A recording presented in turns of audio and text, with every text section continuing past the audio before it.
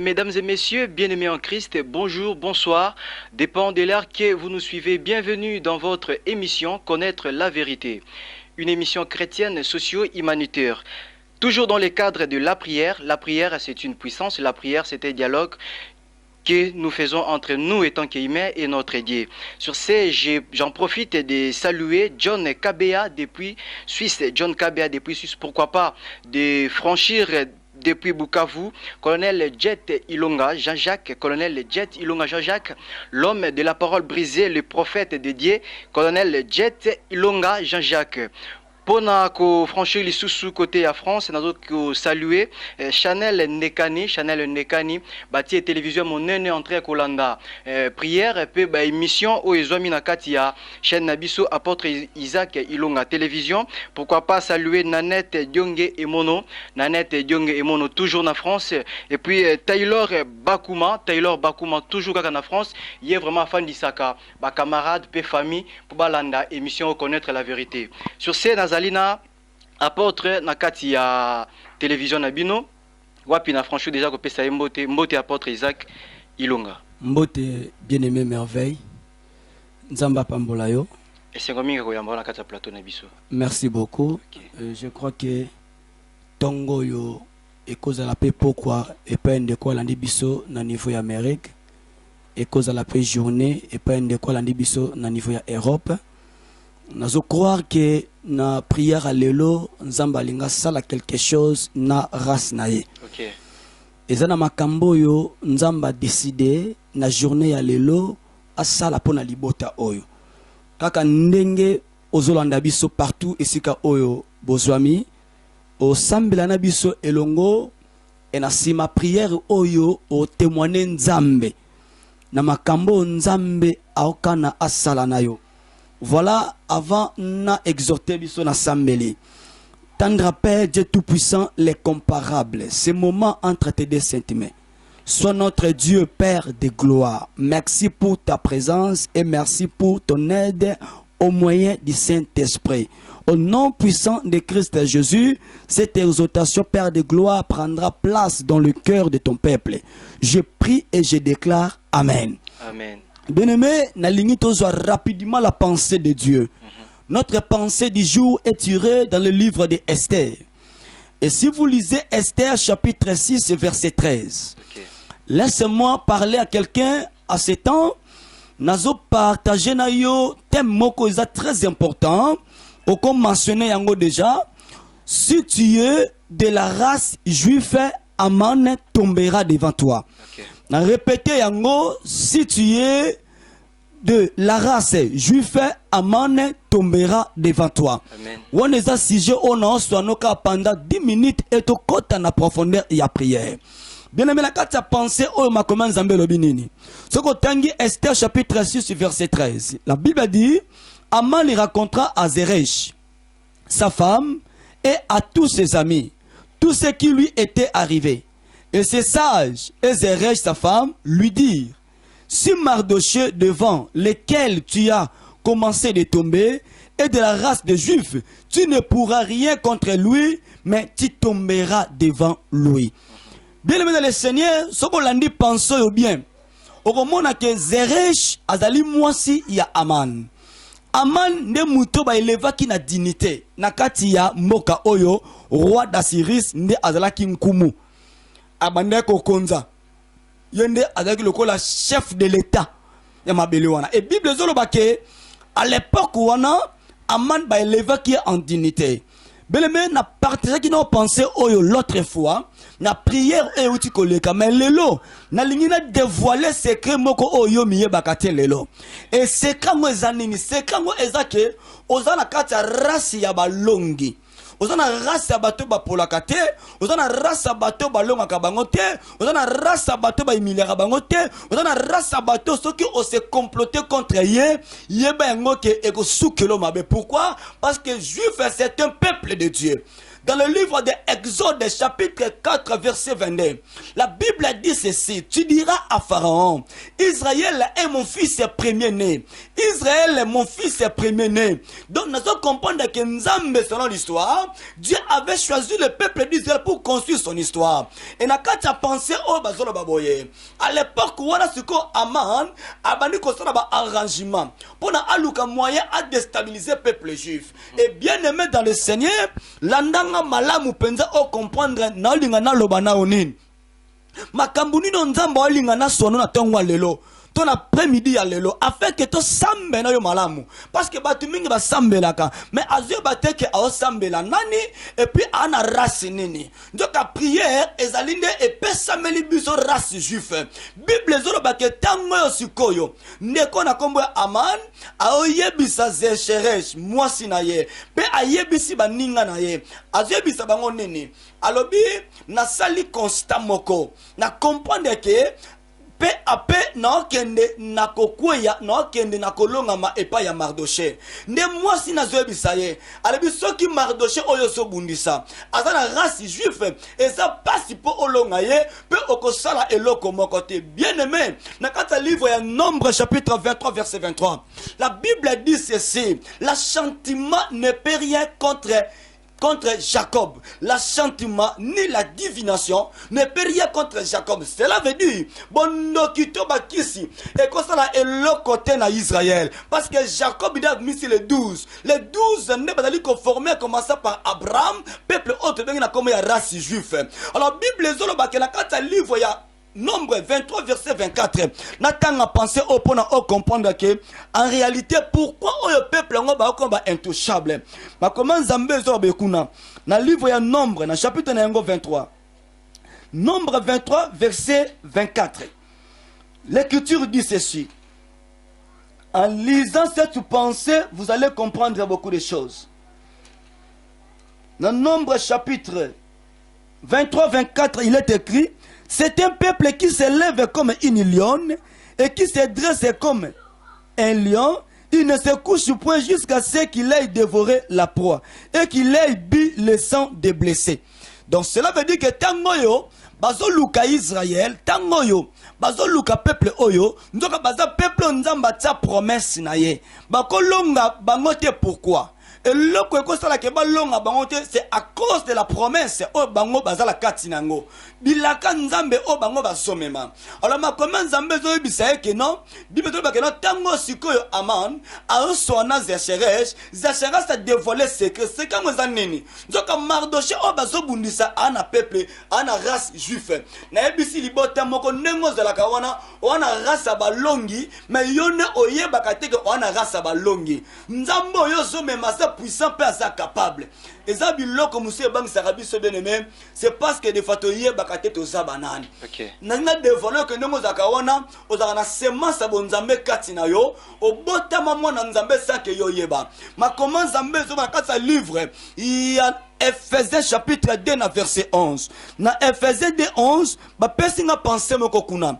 Na lingina dévoiler secret oyeba ndengo koma mwana nzambe parce que peut-être ko balanga que non papa. Mais ndeni ngana za congolais, ngana za français, ngana za européen, ngana za américain, bonga boko misanga na za juif, na za israélien te. Na za biso boye ma sœur mon frère. Ma comment nzambe le bengo noir sur blanc. Na démontrer comment nous devenions les enfants de Dieu. Comment toi tu es devenu enfant de Dieu. Oh, comment moi nzambe na makila papa botiote, na molima maman na yote. Mais tu es devenu enfant de Dieu par quelqu'un qui s'est livré pour toi. Oh, il y a personne vie na yepona yo, a changé une nationalité. Gloire au Seigneur. Bien aimé dans le Seigneur. Nazote ya nesiko bato bazala nationalité céleste. Oh, nationalité céleste nazolo bela awa. Ça c'est ma sabonzambe ne bango bazali race juif. Peuple mis à part bato nzamba yebi. Na osambia na tongo lelo et puis amani nyonso o atelemela ka bien aimé afuka maliboso na yo au nom puissant de Christ Jésus. Et le ça puissant que les gars comme moi Yesu exate Et ça puissant koleka nzambe osumemazate. La Bible dit que c'est lui que nous portons, et celui qui est au-dessus, et celui qui est puissant. Il est tellement grand plus que celui qui domine ce monde. Parce que la Bible dit que le monde entier est sous la puissance du malin. Nous le reconnaissons, mais laisse-moi te parler, peuple de Dieu, que notre Dieu, le Seigneur Jésus, que nous servons, que nous sommes en train de suivre, na yebi en vérité, nzambe wana, lisu na ye etala kayo butomoy, pe nzambe wana ayebi yo. Mais des fois, yon ne oindi mate ke nzambe ayebi yo. Parce que au moins la situation, oh, eza kote le melayo. Au moins la commande, eza toujours bloqué. Suite à la réalité, oso vivre. Et pe sa ba doute, ba hésitation, belé. Des fois, on dit mate ke nzambe akosala quelque chose pour na vie na yo. Ma commande nzambe le biboye. Mardoché pe, ayeba kate ba complet ba saneme. Mais un jour, nzambe akosala que Mardoché a la connaissance. Accompagne ba complet sur ma pona vie na ye. Et amana ba ne ko bongama. Akosala tout à faire que à mettre fin pour na peuple juif oyo. Rason nzamba benga. Na livre ya Ephésiens chapitre 2. Ma commande nzambe ezolo baboye. Na Ephésiens chapitre 2. Soto tangi yango rapidement kuna. Ozulinga verset 11. Ozulinga verset 11. Obandi na verset 11. Pour na autre précision moko zawana. Na livre ya Ephésiens.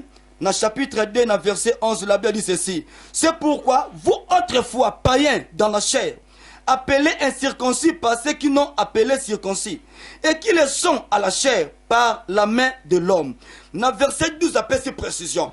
Alors, on a maintenant expliqué comment l'église a eu l'ampleur, comment l'église a eu l'accès, comment le peuple dit d'ailleurs, nous les nations aujourd'hui, nous sommes appelés les fils de Dieu. Ma commande amène à verset 12, il y a Ephésiens 2 Balobi.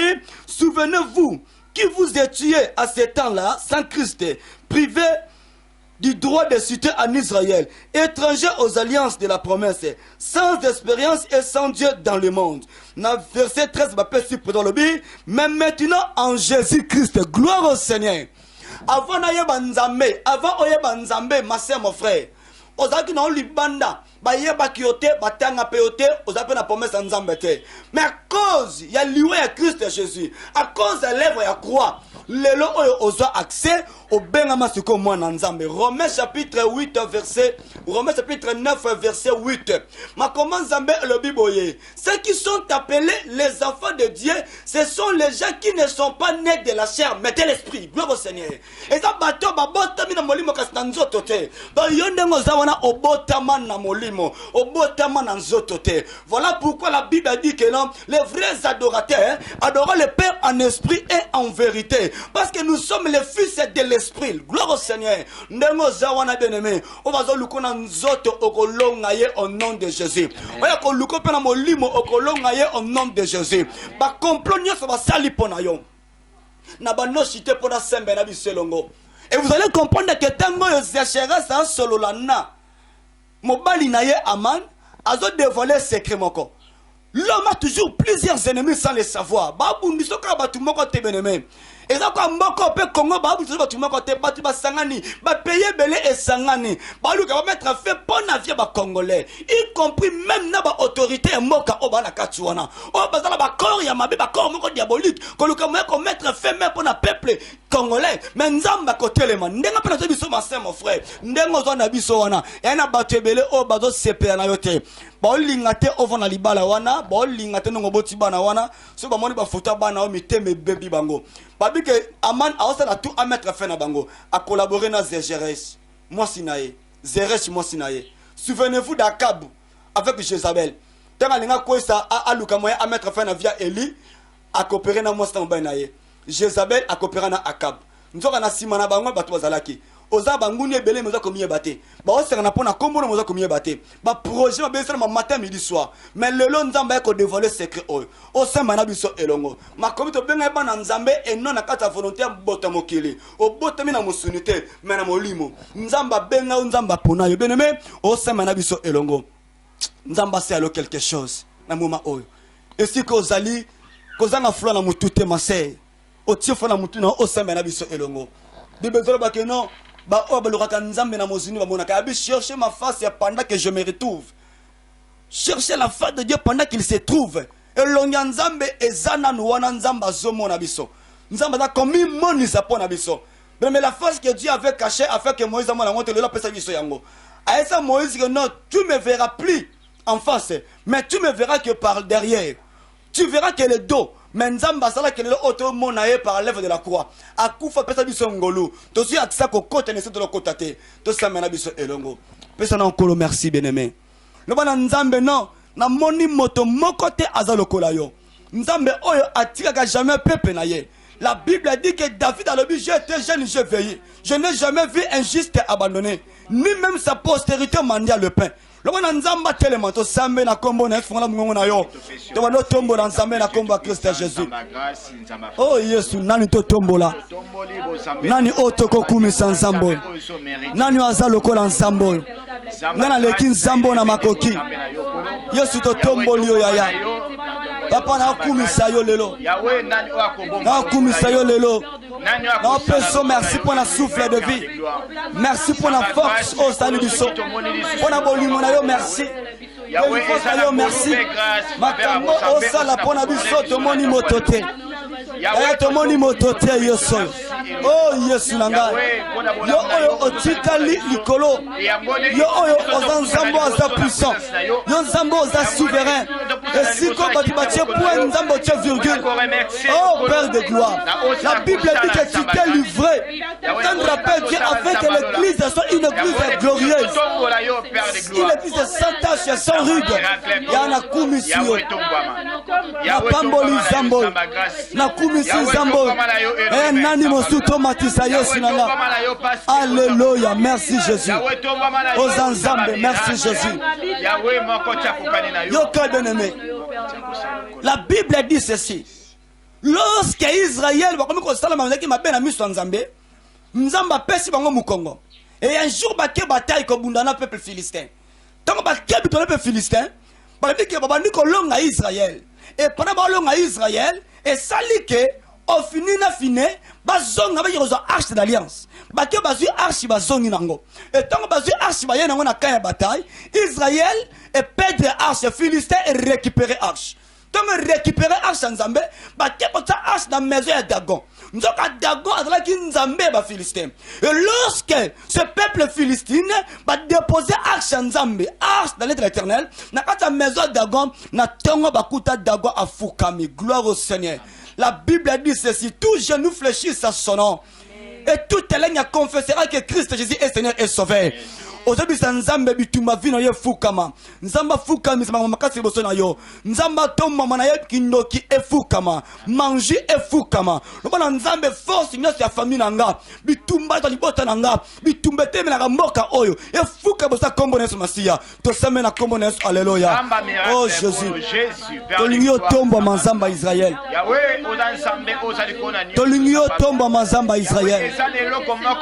Tolingio tomba manzamba lola rabo. Hey yaya rababa shaka mabose baba sheka raboge rema brose na lingi nzamba Israël na lingi nzamba Israël na lingi nzamba Israël na lingi nzamba Israël yo otomba mabitumekita sonia mboka oyo efuka mayeso tomba libota o nzambe o babumbisi mingi nzambe yo tomba manesika nango biloko nyoso compliqué biso nzambe yo tombama ndenge Dagon fukamaki ndenge Dagon akweyaki ndenge Dagon azalaki tan rappel Dieu agenoué devant ta face nzambe nanga nalingi yo otombama na balwa famille yo omatali kola bitumba libota oyo nyonso oyo diable azo préparé nyonso oyo diable azobongisa nyonso oyo diable azosela ma tosengi yo nde otombama na yo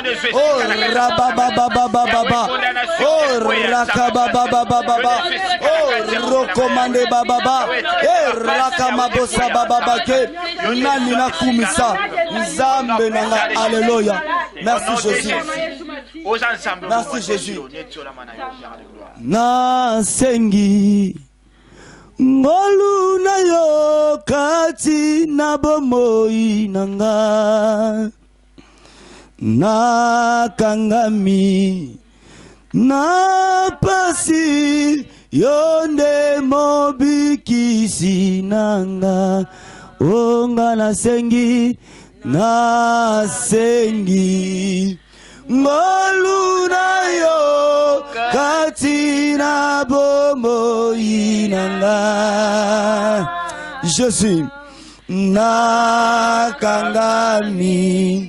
napasi yonde mobikisi nanga onga nasengi ngolu na yo katina bomoi nanga osansambe nakangami napasi yonde mobikisi nanga sembola loboko na yo Jésus longolengai napasi moskimelo nangaye yo Yesu kolona bomoi nanga yonde papa nangaye yo Yesu kolona bomoi nanga yonde sengo nangaye yo Yesu kolona bomoi nanga yemba zambe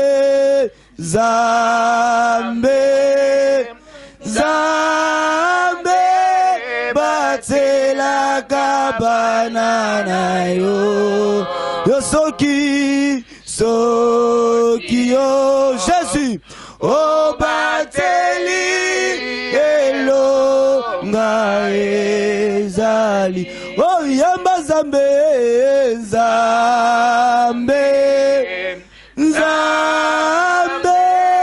batelaka banana yo o soki yo o bateli elonga ezali te nabungisa Elikia te nabungisa Elikia kondima nanga etangwa na yonde merci kolo lobiko nanga te nabungisa Elikia te nabungisa Elikia kondima nanga etangwa na yonde Jésus koloraka baboshe ikona o jinganga ikolo ombanga Yesu nangolu na yo oyo kufela kinga na makila na yo petola ngai Yesu kolo lobikona o jinganga ikolo bombanga Yesu nangolu na yo oyo kufela kinga na makila na yo petola ngai Yesu kolo lobiko nanga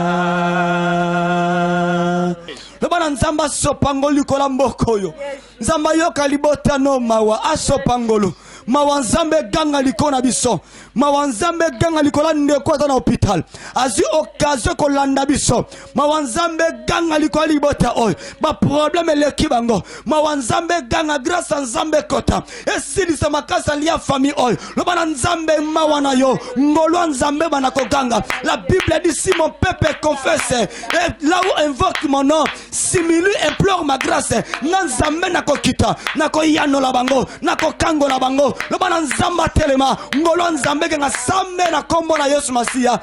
Commençons maintenant à prier tous ensemble au nom de Jésus.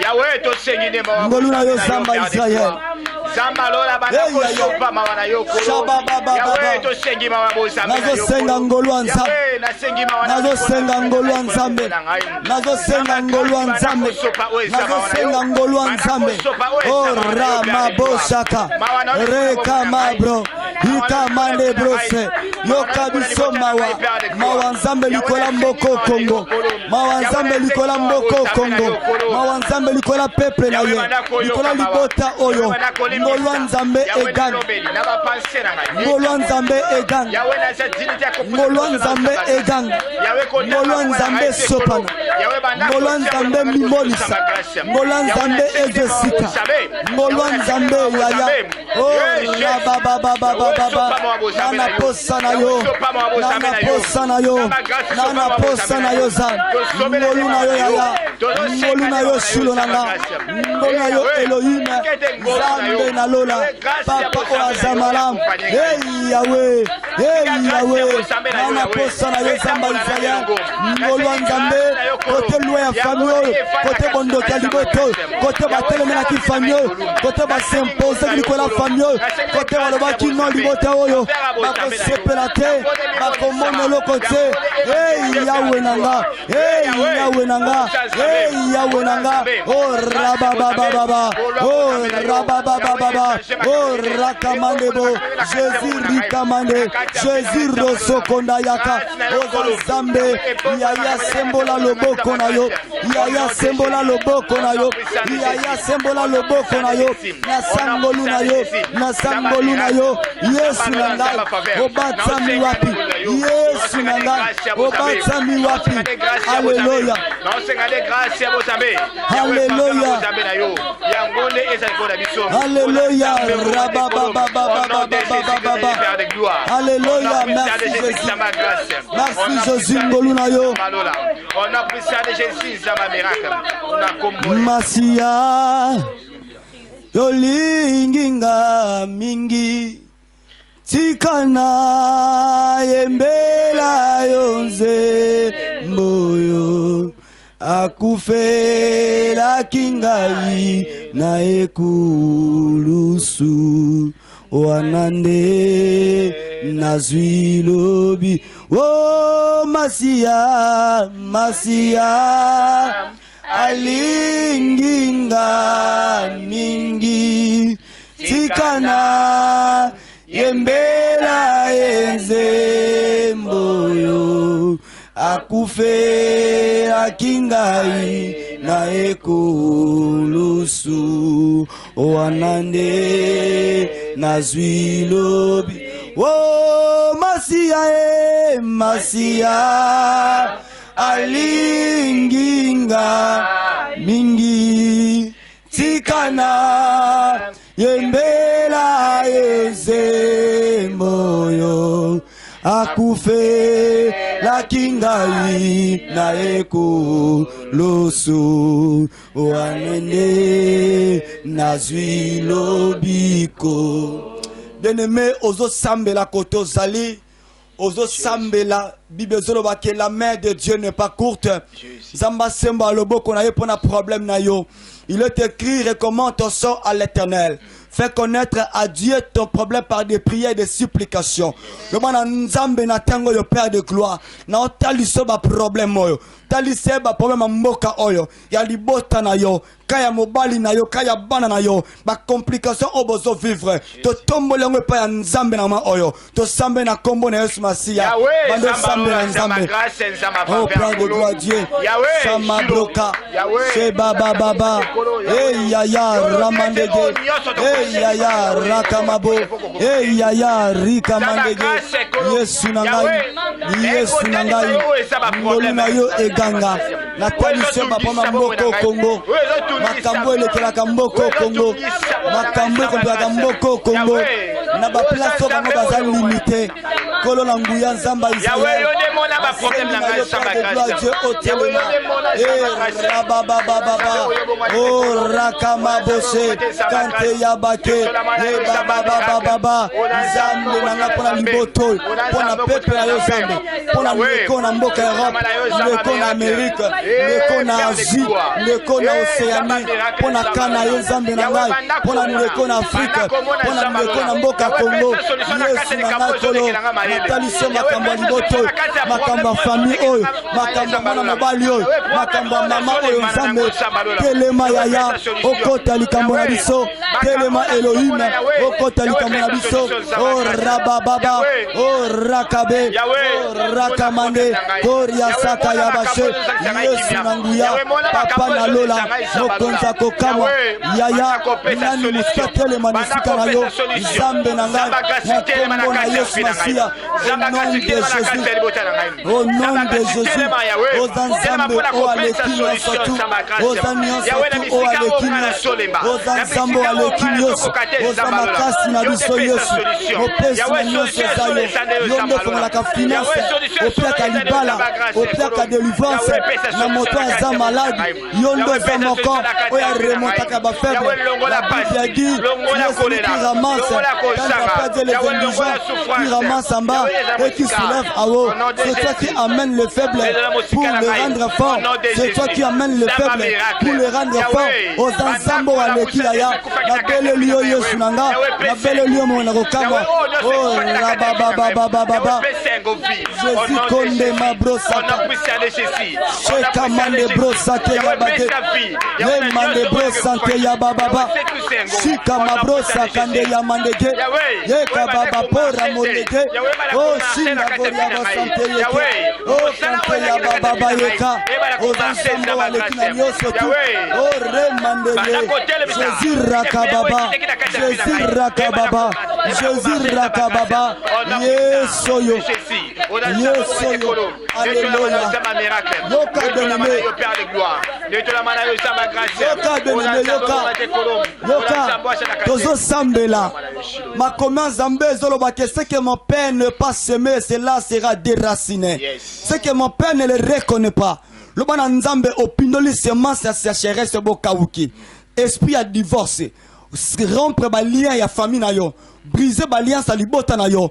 Balako kata semence nyonso diabolique. O diabolique kota na libota na yo. Kata vie na yo. Le bon Nzambe na pikoli en vutima on ndaku na ngate. Semence nyonso molili. Oyo batia na kata couple oyo. Ozo landa biso diabo linga semenen. Pe déjà semaine yo za komiye batem. Le bon Nzambe na pikoli yango na racine yango. Ezanga impact.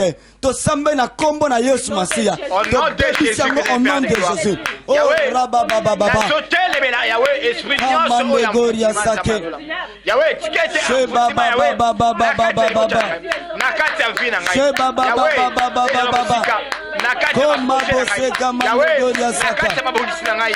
Sheba baba baba. Futima za magasi. Yahweh kini o enemi abondisi. Kini o tebi abondisi nakati ya vina ngai. Nakati ya libota na ngai Yahweh. Ilolele.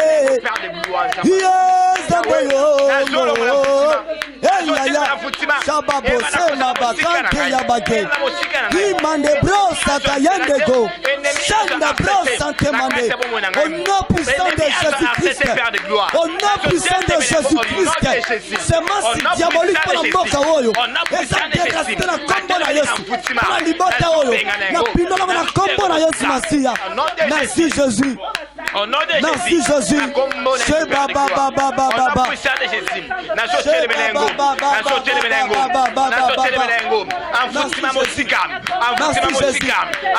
Alléluia. Quand tu es yango libanda. Merci Jésus. Yembalanga nzembo ya bonganga. Iye bampaka na lole. Bampaka na lola ya ya. Bampaka na lole. Bampaka na lola ya ya. Bampaka na lole. Bampaka na lola ya. Bampaka na lole. Agana lola ya ya. Mi bange na lole. Mi bange na lola ya. Mi bange na lole. Mi bange na lola ya ya. Mi na lole, libange na lola ya.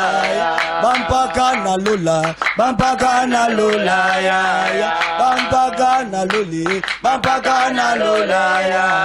Balongoli mitole, balongoli mitole ya. Balongoli mitole, balongoli mitole ya. Kembango ya nanye, kembango ya Yesu ya. Kembango ya nanye, kembango ya Yesu ya. Kembango ya nanye, kembango ya Yesu ya. Oh bampaka na lole, shaka braseka. Bampaka na lole, yabasakoli. Bampaka na lole, shababa baba baba baba. Bampaka na lole, bampaka na lola ya. Libange na lole, yaya tozo lukayo. Libange na lole, balongoli mitole, balongoli mitole ya. Balongoli mitole, balongoli mitole ya. Ah, kembango ya nanye, kembango ya Yesu ya. Kembango ya nanye, kembango ya Yesu ya. Ah, lokumango ya nani, lokumango ya Yesu ya. Oh, lokumango ya nani, lokumango ya Yesu ya. Ah, lokumango ya nani, lokumango ya Yesu ya. Oh, lokumango ya nani, lokumango ya Yesu ya. Ah, kembango ya nani, kembango ya Yesu ya. Ah, yo batami wapi, yo batami wapi ya. Yo batami wapi, yo batami wapi ya. Ah, yo batami wapi, yo batami wapi ya. Yo batami wapi, yo batami wapi ya. Lokumango ya nani, lokumango ya Yesu ya.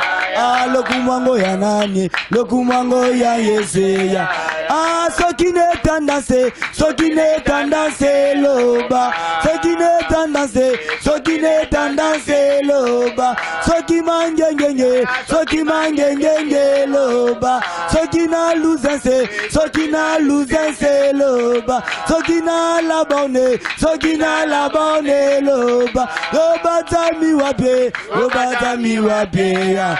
Ah, loba tami wape, loba tami wape ya. Ah, loba tami wape, loba tami wape ya. Ah, tangwango yango yo, tangwango yango yo ya. Ah, tangwango yango yo, tangwango yango yo ya. Ah, tangwango yango yo, tangwango yango yo ya. Ah, tangwango yango yo, tangwango yango yo ya. Ah, yo batami wape, batami wape. Ah, yo batami wape, sasi. Ah, sokina luzense, sokina luzense lo. Ah, sokina luzense, sokina luzense lo. Ah, sokina tanase, sokina tanase lo. Ah, sokina mangengenge, soki mangengenge lo. Oh, soki mangengenge, soki mangengenge lo. Ah, sokina zambaye, sokina zambaye lo. Ah, sokina ngombaye, sokina ngombaye lo. Hey, yonde papaye, yonde papaye ya ya. Yonde papaye, yonde papaye ya ya. Yonde papaye, yonde papaye ya. Ah, yonde chance, yonde chance ya. Ah, yonde ngengaye, yonde ngengaye ya. Ah, yonde lupembaye, yonde lupembaye ya. Ah, Yesu ndezambe, Yesu ndezambe ya ya. Oh, Yesu ndezambe, Yesu ndezambe ya. Ah, Yesu ndezambe, Yesu ndezambe ya.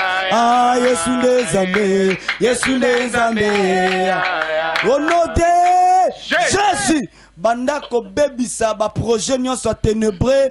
La Bible a dit j'ai conçu des projets de paix et non de malheur. Bandako bebisa projet ba sali pona ndeko yo pona libaya na ye. Projet basali pona mboka au Congo. projet basali na famille na yo balia yo bana bakomisolo bana bizenge moi sino asala ba fausse couche bazo senga makila na libota na yo bana ko bebisa ba projet na bango osambeli na kombo na Yesu Masiya. Alléluia. Au nom de Jésus, au nom de Jésus, ma projet nyonso ya monde à ténèbres tozo telemilango bana ko bebisa ngo na kombo na Yesu bana ko bebisa ngo na kombo na Yesu ma projet satanique nyonso ma projet satanique nyonso ma projet satanique nyonso na kombo na Yesu na kombo na Yesu na kombo na Yesu. Oh rababose remabosa kabage oh ya sante ya mandego roko baba baba shindege likamande bro santa inda mabroka yeke zambe nanga zambe nanga yaya na bebisi bazana droite bazana droite bazana droite mo bebisi misala na bango na bebisi misala na bango na kombo na Yesu Masiya au nom puissant de Jésus. Nyonso bango bazo sala nyonso bazo préparer nyonso bazo sala na kombo na Yesu zambe nanga bazana droite bazana mulate na kombo na Yesu Masiya. Oh rabababababababa. Merci Jésus. Merci Jésus. Merci Jésus. Alléluia. Écoutez bien-aimés, nous avons qu'une seule arme que nous pouvons utiliser. Amen.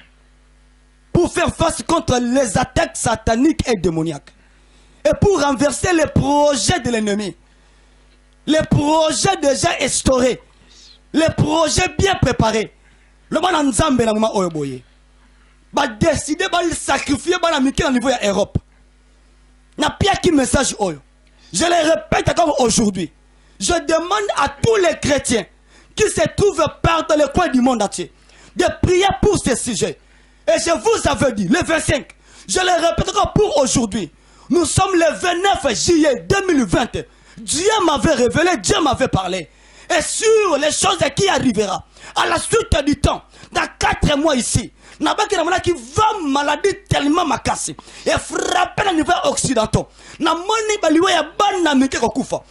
parle pas de coronavirus. Je parle d'une nouvelle maladie injectée par l'ennemi. En fait, que mais je plairai beaucoup après avoir il y a cause de vision na monika ka bana ba africain de bazo kufa ebele Seigneur bomba bana biso na monika bana ba africain de mingi bazo kufa. Je parle na ba ajo ya bana mike bien aimé le Seigneur na senga na parani so considérer le copé sambela. La Bible dit ceci, bien aimé. Lorsque vous demandez en priant, vous devez mettre foi sur votre prière. Car vous la verrez, cela s'accomplit. Le bon Nzambe lokomoko. Le bon Nzambe retenu force wana. Mo pepe wana komate. Ma combien Nzambe le bika tango ba ange balingi ba beta. Le bika na moko alobi. Abi bo beta na nute. To tia ba marque na peuple ya Nzambe pour faire la différence. To tia soya makila Yesu na via bana biso.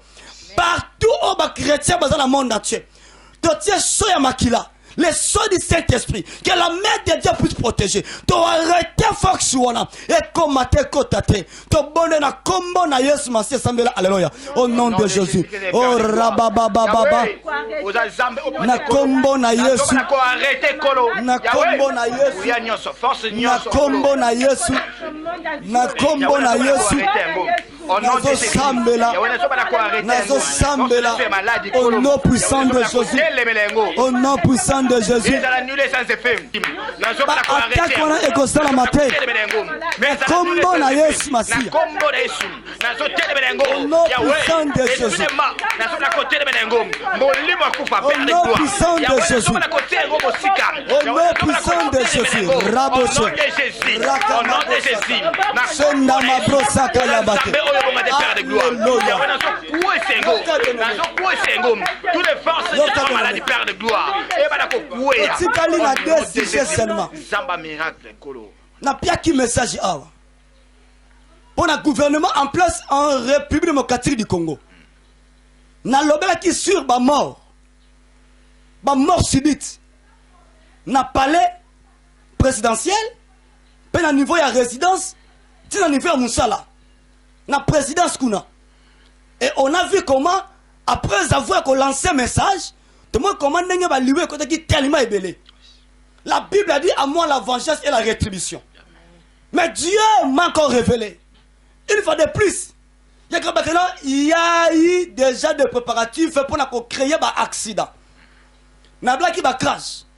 Ba accident ya avion, ba accident ya mai ba bateau kodina, ba accident ya circulation mituka. Na baki même ba province. Et ça ba accident mortel ko sala ma casse. Na baki même ici ba sengi ba 1000 de personnes. Pour un sacrifice na mboka oyo. To telemeli molimo accident. Ndeko na yo aza na kati wana te. Na baki na mona ki ba marche.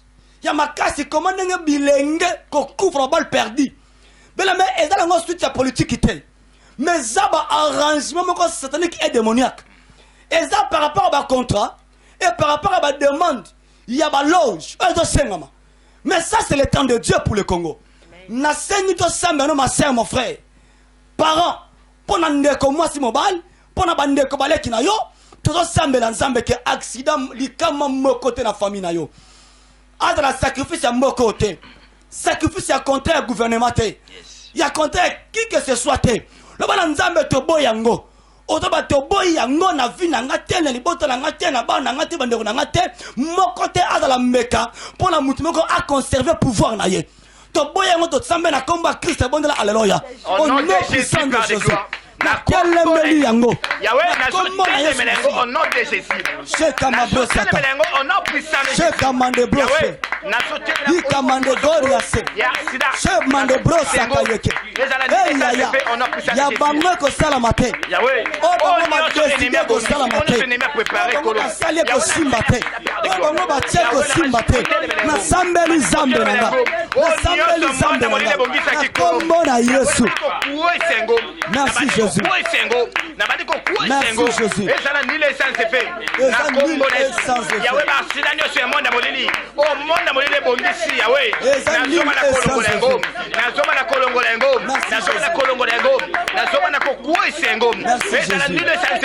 On a pris ça de Jésus. On a pris ça de Jésus.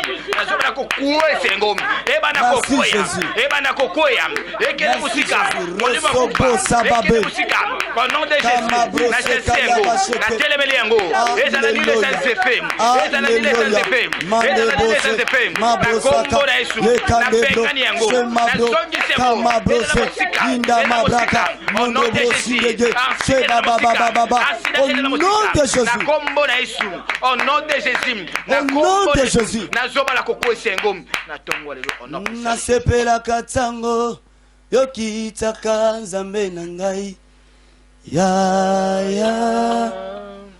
Nasepela katsango osolo la kananga yawe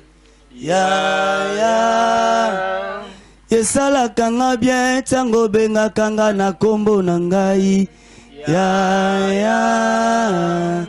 Yesala kanga bien tango benga kanga na kombo nangai Nasepela katsango yokitaka nzambe nange Nasepela katsango osololaka nanga yawe Esalaka nga bien tango sololaka nanga yawe Nga nabelela Nga nabelela Oh nga nabelela Oh nga nabelela Jésus Oh nga nabelela Nga nabelela Oh nga nabelela Oh nga nabelela naluki yo nzambe Yaya naluki yo nzambe Yaya nasambeli yo nzambe Yaya yo batami wapye bomba mboka na ngai Yesu bomba mboka Kongo bomba mboka Kongo bomba mboka Kongo bomba mboka Kongo Ah, bomba banana ngai. Yesu. Yaya bomba banana ngai. Yesu bomba banana ngai. Yesu. Banda komi bomba libota na yo to sambe na kombo na Yesu Masia. Que le sang de Jésus couvre. Makila Yesu bomba. Zamba sécurisé. Na kombo na Yesu Masia. Au nom de Jésus. Yahweh, Yangode bala ko bomba o esabo mwana ngai. Zamba grâce soki o bomite mosusu azali tia ko bomba. Yahweh soki o batelite ezana ko tia ko batela lokola yo zamba grâce. Na sengi loboko bo sambe na yo tika yango et protéger vina ngai. Et protéger ko ezali botala ngai par de gloire. Yahweh na sengi kolo makila na yo yangode e bomba ngai par de gloire. Au nom puissant de Jésus. Yahweh tika lipata ya kimbo yangone e bomba ko ezali na zamba grâce. Yahweh na comme invisible et vulnérable na monde de kolom. Yahweh yone protéger ngai. Que Dieu soit loué. Nzamba azwa lokumu. Nzambe azwa lokumu. Seigneur na clôturé. Bible zoloba que Père de gloire. Les damas peuple sans force place l'air des mers dans les rochers. Proverbe chapitre 30 verset 25. Il est écrit les damas peuple sans force place l'air des mers dans les rochers. Libangande makas nabiso. Oh, la pierre angulaire c'est Jésus-Christ de Nazareth. Nandimi kenzamba bombiyo, nandimi kenzamba bateli biso. Toujours continuer ma prière. Nalobaki toujours que pour osa toujours à la page nabiso longo. Abonnez-vous massivement sur l'apôtre Isaac Ilonga télévision, votre chaîne YouTube, tous permanent pour nabino. Et nalobaki suite à la recommandation du Seigneur on m'a pesibiso, tous en 30 jours il y a retraite au tozo côté yango dans peu de jours. Dans peu de temps, tozo côté retraite il y a 30 jours. Nabaki olandi biso pesanga sujet na yo de prière. Tozo ko ba ko sambela na yo elongo. Et puis, tu annonces qui kolobaboye et que votre humble serviteur, l'apôtre Isaac Ilonga, serviteur inutile, vase de l'Éternel, n'a pas qui pour nous promouvoir. Nous sommes oyo ezala makasi parce que nous comptons et que cela na ba direct nabino, mais nous avons besoin de matériel. N'a pas qui partout au landibiso. Merci les gens qui m'ont bande connu sur au bas de décision de quoi bien qui à niveau Angleterre. Papa tout ça qu'on s'est préparé déjà. Le col à bazo, bah voir les autres d'ici là. Nous avons quelque chose, nous avons de l'eau boye. En tout cas, on a un matériel atteint biso, ordinateur, caméra, pull, micro. Tous en a besoin de l'eau na tout. Nous avons pas la bande ko bien déjà bande ko mo contribution niveau Allemagne, vous à la béni. Kozangate yo pezala parmi bandeko ba sala bola mwana et aux amanami parce que on a besoin de matériel s'il vous plaît. Nzambe azalaka ingraté. Ako kanisela yo na bola nyonso oyo okosala. Dose la pena contribution na yo et puis abonnez-vous na chaîne oyo et permettre biso tozala à contact à tout moment. Et na baki tango nyonso oza ko s'abonner ko bosana te ko appuyer place ko pesa accès pour na oza ka bonne notification à chaque fois auto publier quelque chose, à chaque fois auto lancer prière. Parce que bande ko ba nga papa to s'abonner mais des fois notice ezo yate ba notification ezo monate. Alors ceux qui ont s'abonner ils ont place et ko signaler le la clochette pour na et permettre yo au s'abonner pour na afin que yo aux abonnés na biso aux ka ba notification na biso dès que tu lancer eloko. Nzambe akanisela bino bozaki vraiment ebele vous êtes tellement béni tika lokumu kembo ezonga et pas nzambe wana pesi ndeko merveille maloba que l'Éternel vous bénisse. Voilà, merci apôtre Isaac. Nalo lenge osungi biso na prière car ngai pe nako bosana kata ko ebisa ba fidèle nyonso bazali ko na biso na kati ya ngonga oyo prière ezali puissance moko ezali ko détruire quelque chose esika wapi yo yebite yango ezali ko kota pe ezali ko continuer ko détruire bo s'abonner massivement na kati ya chaîne oyo apôtre Isaac Ilonga télévision pour bozwa ba actualité en temps réel tant que tozali ko lancer élément na kati ya chaîne aux yeux yango directement. Bochape ba vi na kati ya ba élément nyonso na kati ya chaîne oyo car bo soutenir pe émission concernant pe chaîne nabino YouTube partager ba lien et pas ba amis ba famille parce que bango pe bazana posa ya bénédiction ya prière oyo. Là nazali ko profiter à couper sa merci, un grand merci na maman prophétesse, maman Dorcas Boké, maman Dorcas Boké depuis Belgique. Nzamba continuer ko pambola yo esika pozali et puis maman Makiese esika pozana na kati ya Belgique. Yo fan di sakabatunyo so pobola na ba prière na kati émission connaître la vérité. Pourquoi pas na saluer depuis ici na Kinshasa maman Gisèle Basile. Maman Gisèle Basile depuis na commune ya Mongafula, particulièrement na capitale ya Kinshasa où wapezwami na RDC, la République démocratique du Congo. Ngai na bino tokutani prochainement pour na nouvelle émission. Au revoir.